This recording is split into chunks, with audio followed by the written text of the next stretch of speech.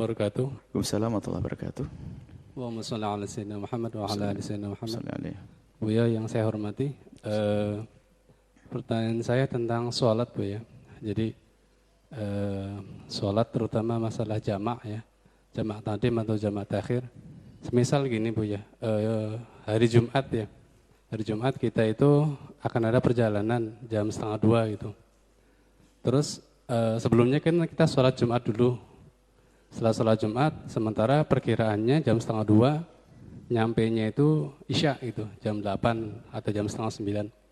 Itu kan kalau posisinya berangkat 1:30, berarti kan kita meninggalkan sholat Asar, kemudian sholat Maghrib, sholat Isya pas di waktunya. Nah itu apakah kita itu perlu, tadi misalkan sholatnya jamak takdim Mbak Ibu ya, sholat jamak takdim di menarik waktu asar di waktu duhur.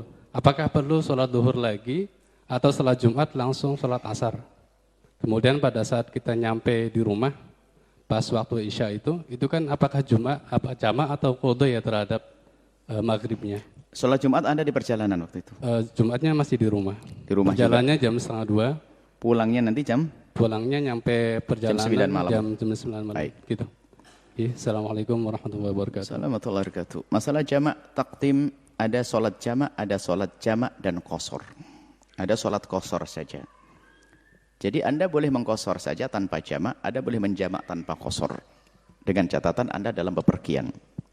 Supaya gamblang ya, bahwa jika Anda pergi, misalnya di perjalanan, misalnya sebelum menjawab pertanyaan itu, habis duhur Anda pergi, setelah sholat duhur Anda berjalan pergi, mau ke Semarang, masuk Tegal sholat asar, Anda boleh melakukan sholat asar 2 rakaat qashar, bahkan itu dianjurkan. Kesunahan Anda melakukan qashar daripada sholat 4 rakaat. Keluar dari khilafnya Imam Abu Hanifah, sebab Abu Hanifah mengatakan qashar adalah harus. Jadi sholat qashar lebih diutamakan. Nah, kemudian ada qashar dan jamak. Misalnya Anda keluar jam 11 dari rumah, Anda dari Cirebon, kemudian mampir di Tegal, sholat duhur sama asar, 2-2. Qashar dan jamak. Ini adalah ada jamak. Ada jamak saja tanpa qashar, misalnya. Anda berangkat dari sini jam 11, sholat duhur sama asar di Tegal, jamak saja. Tapi kurang utama dong, lebih utama 2-2, lebih enak lagi. Anak-anak kecil kan seneng. Makanya ibu-ibu kadang-kadang malah nggak seneng, merasa hebat. Padahal lakukan qashar. Lakukan qashar 2 dan 2 pahalanya lebih, ibu. Jangan sholat gampang saja, harus pakai qashar-qasharan. Nah, ini inna yuhibbu an tu'ta rukhsatuhu kama yuhibbu an tu'ta azaimuhu. Allah senang kalau rukhsahnya itu diamalkan. Kemudian setelah itu, bagaimana kalau kita melakukan jamak sebelum kita berangkat? Ini sudah kami hadirkan dalam catatan kecil sholat di atas tol atau di saat macet, itu penjabaran panjang lebar tentang liku-liku adalah sholat jamak. Baik, sholat jamak sebelum berangkat memang khilaf di antara para ulama, khususnya madhab kita Imam Syafi'i. Banyak di antara mereka mengatakan tidak diperkenankan. Tapi ternyata banyak seperti Imam Qafal dan juga nanti Imam Ibnul Mundhir, kemudian juga banyak yang memperkenankan jamak sebelum berangkat tapi nggak ada qashar. Jamak sebelum berangkat tapi nggak ada qashar. Yang penting Anda benar-benar mau pergi, mau berangkat. Biarpun itu pendapat yang tidak nomor 1, tapi pendapat yang kedua boleh Anda amalkan demi kenyamanan Anda di tengah jalan nanti. Jadi selagi Anda di rumah, lalu Anda mau pergi, asalkan niat pergi memang sudah ada jadwal perginya, pesawat sudah ada tiketnya, ada jadwalnya, mobil sudah siap dan sebagainya, maka ada sudah janji, maka Anda boleh melakukan sholat Jumat, langsung Anda sambung dengan sholat asar, biarpun Anda masih berada di rumah. Karena Anda sudah niat mau bepergian. Biarpun itu bukan dapat nomor 1, tapi boleh Anda amalkan, kemudahan. Karena kalau di jalan nanti takut ribet dan sebagainya, apalagi jika di tengah jalan ada gambaran akan kena macet tol, apalagi itu. Orang Bogor mau ke Jakarta, pendek, Jakarta itu dekat, tapi jamnya jam macet, ya kan? Waktu duhur di rumah, ini sampai Jakarta bisa maghrib, maka duhur sama asar, karena ada gambaran mau macet. Saya hadirkan dalam catatan macet, sholat macet di atas tol, atau video yang 5 menitan tentang ini, sudah ada itu. Video 5 menitan tentang sholat di atas tol, Solusi sholat di atas tol hari ini berapa banyak orang meninggalkan sholat karena nggak ngerti caranya. Padahal caranya mudah. Anda boleh sholat di rumah. Jadi habis sholat Jumat, Anda langsung sholat duhur di jamak. Jamak takdim, tapi tidak boleh kosor karena Anda belum keluar dari tapal batas balad Anda, ke kampung Anda. Maka sholatnya sholat jamak saja. Tidak ada kosor di dalamnya. Baik, kemudian setelah itu Anda bepergian. Bepergian tentunya bepergian yang Anda tuju adalah jauh. Mau ke Tegal atau ke mau. Tahu-tahu sampai di sana punya hajat pulang. Maghribnya juga nggak Anda laksanakan di sana.